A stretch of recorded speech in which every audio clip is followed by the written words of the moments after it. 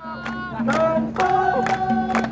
bergerak, bergerak, bergerak, bergerak, serentak, serentak, serentak, serentak, serentak, serentak,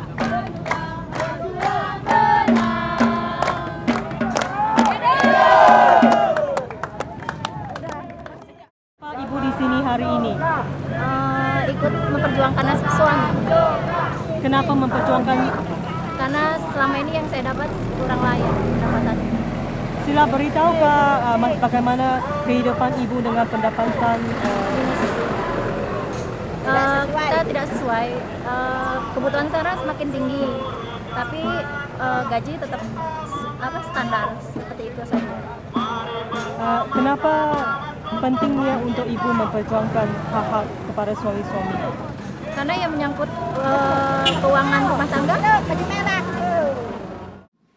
Ya, ini kita sangat kecewa ketika mendengar manajemen tidak mau merundingkan upah dengan kita, karena kedepannya jangka panjangnya kita melihat kondisi kita akan makin memburuk dengan meningkatnya kebutuhan hidup, tapi pendapatan kita yang selalu di bawah daripada peningkatan kebutuhan hidup itu.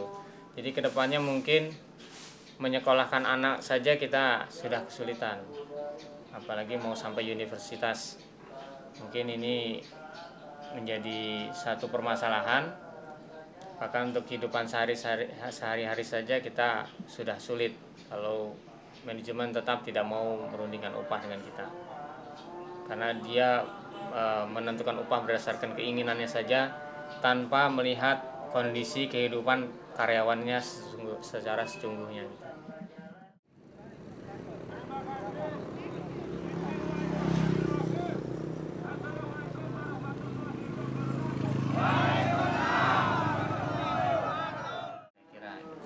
Kalau pendapat saya pribadi, dengan kondisi sekarang, saya menganggap bahwa Nestle itu kayak pembudakan tenaga kerja. Jadi orang diberikan load job di atas standar, tapi ketika kita mau minta upah, jangan dulu. Tapi setiap tahun, orang yang tadinya jobnya cuma satu bagian, dia ditambah lagi 2 bagian yang lain. Tapi dengan gaji, ya tetap sebegitu. Dan kondisi sekarang pekerja nggak bisa menolak. Makanya saya bilang kalau kondisi sekarang tuh pembudakan tenaga kerja.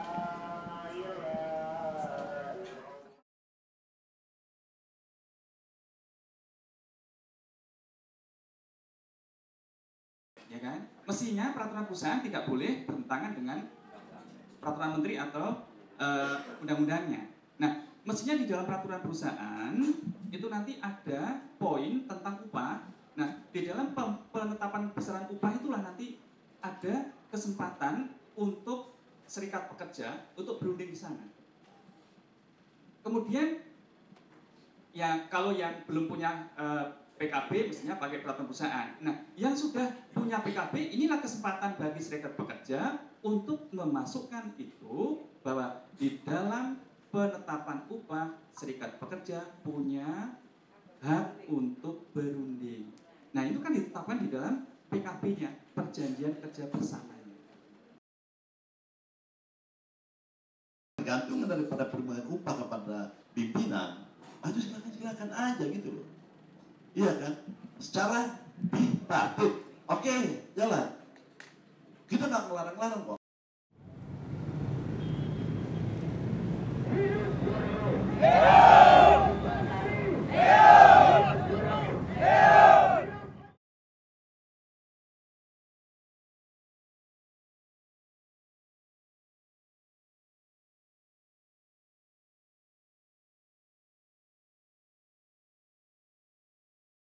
Sebelum kita melakukannya, kita melakukan bipartit dan meminta manajemen. Namun manajemen tetap saja menunda-nunda sampai kemudian proses verifikasi yang dilakukan oleh Disnaker dilakukan oleh Disnaker. Namun setelah verifikasi selesai pun perundingan belum dilaksanakan. Sampai pada akhirnya, karena kita meminta terus manajemen belum kasih, sampai pada akhirnya Belum ngomongin upah saja sudah males ngomongin ya. Boro-boro kita mau negosiasi, kita mau minta segini, ngomongin upah aja udah yang lain dulu, yang mudah dulu.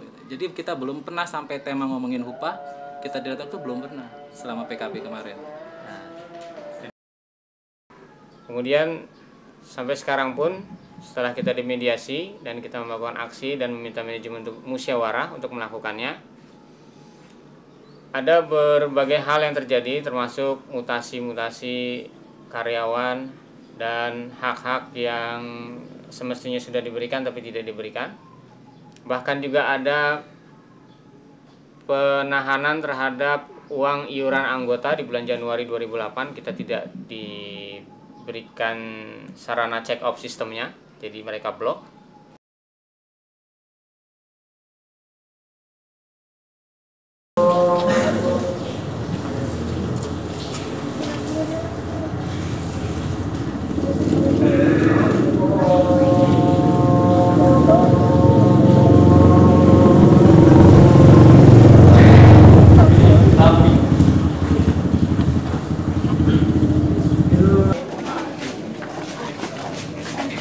Yes.